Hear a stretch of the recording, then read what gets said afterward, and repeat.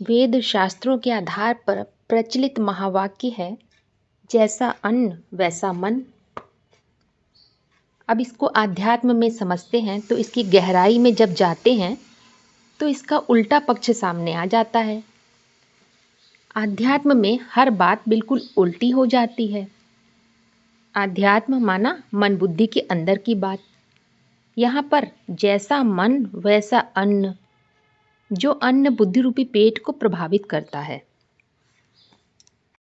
क्योंकि स्थूल अन्न का मन पर असर तो सिर्फ 5 या 10% ही पड़ता है, लेकिन हमारे मन का प्रभाव जो भोजन पर पड़ता है वो 90% होता है।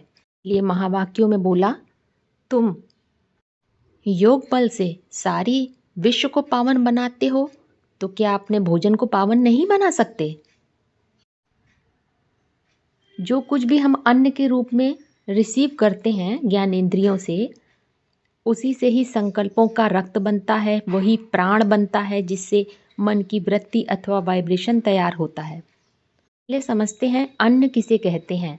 अन्न सिर्फ स्थूल खाद्य पदार्थ ही नहीं है, बल्कि ज्ञानेंद्रियों से जो कुछ भी हम रिसीव करते हैं विषयों के द्वारा, वो सभी पुरुषार्थियों का बेहद का अन्न है। जो हम कहते हैं, जो हम देखते हैं, जो हम सुनते हैं, जिन विचारों को हम स्वीकार करते हैं, वो सभी बेहद का अन्न है, जिसे मन के द्वारा रिसीव किया जाता है, ग्रहण किया जाता है। अगर चंचल मन की ग्रहणशीलता काम कर रही है तो तामसी तत्व ही ग्रहण करती है, जो उसके बुद्धि रूपी पेट में पहुंचकर पेट दर्द अथवा नुकसान पहुंचा सकती है। अगर अशांत मन जो क्रोध, प्रतिक्रिया, घृणा, हिंसक वृत्तियों से भरा हुआ है, उस मन से हम सात्विक स्थूल भोजन भी ग्रहण करते हैं तो वो भी विषाक्त हो जाता है।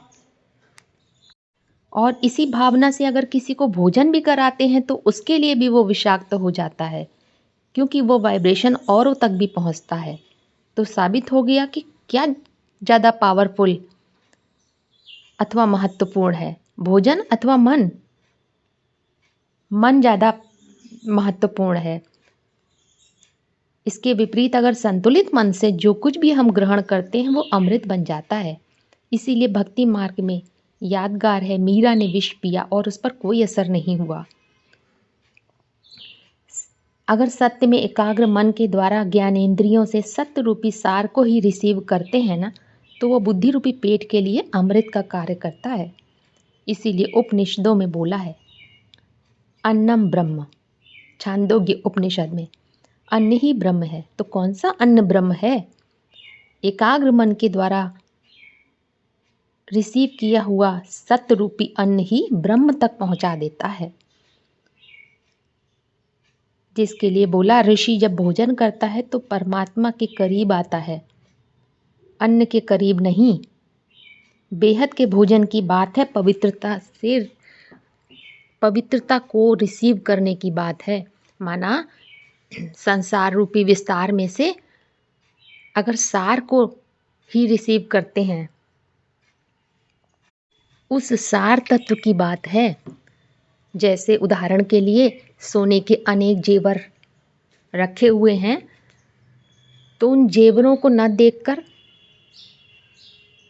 उनके सार तत्व जिससे वो जेवर बने हैं, सोने पर ही बुद्धि जा रही है, तो वो सार है, वो हमें वहाँ परम सत्य तक पहुँचाता है। विस्तार में देखने से, विस्तार को रिसीव करने से बुद्धि भटकती है, मन नीचे की ओर गिरता है।